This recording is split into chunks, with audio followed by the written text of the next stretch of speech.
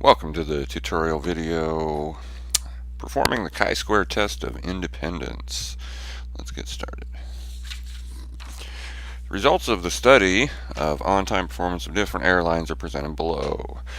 We're told the frequency of flights for 3 airlines that arrived early, on time, or late.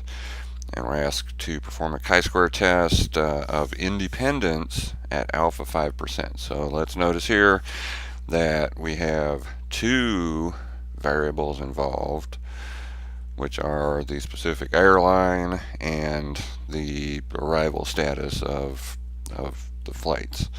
So what we're going to be doing here is effectively a 2-dimensional version of the goodness of fit test.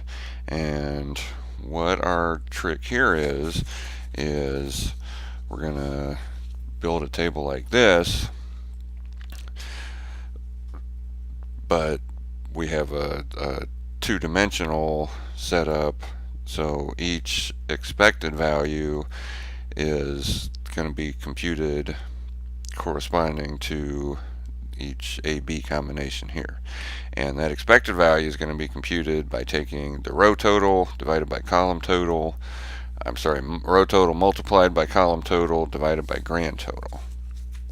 So for example, the early arrivals of Southwest Airlines is going to be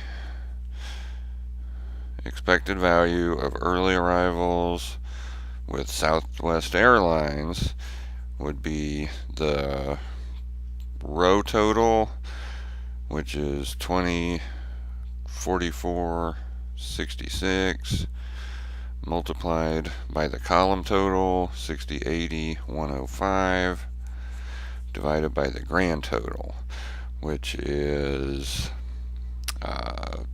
300. And if we do the math on that, we're going to come up with a value of 23.1. And if we figure up the difference between that expected value and the observed value, that difference is 3.10. And from this point, we'll square that, divide it by the expected value, and that will be the contribution to the chi-square data value here. So because this is fairly computationally intensive, I'm going to go ahead and use these values here that have been computed in the Megastat program. So as we just computed, the early arrivals for Southwest Airline, 20 of those were observed. The expected value is 23.1 if the distributions are independent, and the O minus E squared divided by E value comes up to 0.42 here. And we're going to repeat that process for each combination of outcomes.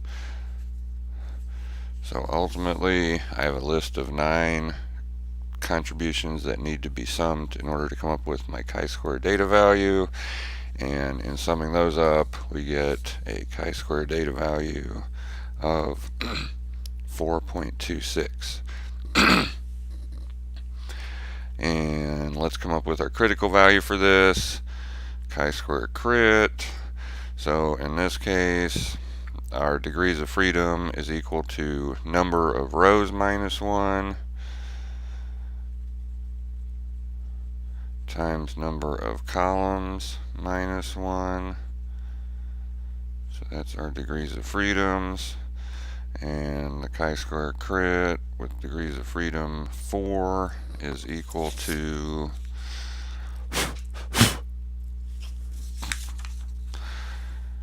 degrees of freedom 4 with 5% alpha 9.488. 9.488. So knowing that, let's go ahead and set up this test. variables on-time status and airline are independent versus HA variables status and airline are not independent. That's step number 1. Step number 2 is to state our alpha. Step 3, chi-square test of independence. Step number 4, we've already computed our data value, chi-squared crit, and our chi-squared crit value is this.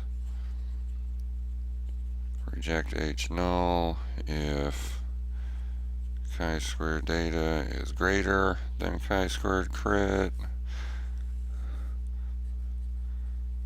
Chi-squared crit, we're looking at 9.49. Chi-squared data is 4.26. Our decision, therefore, is to fail to reject the null hypothesis, and our finding is that there is insufficient evidence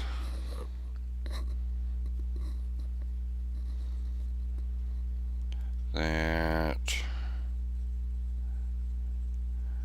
status and airline are not independent. So as always, go right back to that alternate hypothesis. Say, because we failed to reject H null, there's now insufficient evidence that these two variables are not independent. Thanks for watching.